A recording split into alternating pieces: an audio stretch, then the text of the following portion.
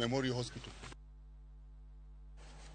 Kawadhi nyimewele ni jo ohala mag kuonde uso matindo tindo e kaunti ma Kisumu kwedo ma okalo chenro ma otagi tend kaunti no mar muko kuondegi mag uso. Gisayo okang' makamano magiluwo ni ne otim e kinde mag otieno kendo gidwaro meneja mar boma ma Kisumu Abala Wanga mondo owuog oko mar reso wachno magiluwo ni oweyo gi gilal mag mwandu mathoth. Gilero ni ote mar siema mane ochiwnegi ne en mar ndalo machuok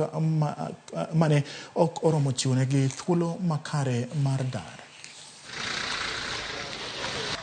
Sa ochiko thiena winjo kogo sim ni osemuk kama watie town bila notice mora mora momiwa nwa dar kama onge gimomiwa wan gi bira tero gi muko kwa biro gik moko kethre gik moko lal kora wuoro sana ni to be wan jo Kenya ma wan mana joma nogo kura e kaunti mar Kisumu kae to wan e asla be machandre to wan piny tidwoko wa piny koro watim nang'o. Abala Wanga city manager ng'i joma ni piny gi joma ni malo dhano ok rom itimonwa malet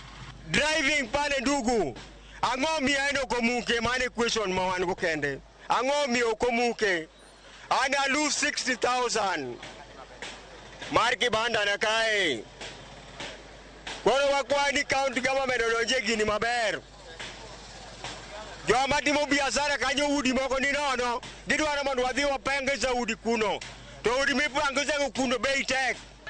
Wadwaro justice ang'o momiyo muko gotieno kane gichiwo notice no nego gichiwo gimiwa notice kaka wigni to gibo muko after 2 weeks ok ni gichiwo notice Wednesday to gimuko Saturday kawuono. Abala Wanga one kaka konyowa the county government one kaka konyowa gika okethre 60,000 adhi golo kanye adhi chako kanye aonge gi container moro ne uru kakutimo. City manager Abala Wanga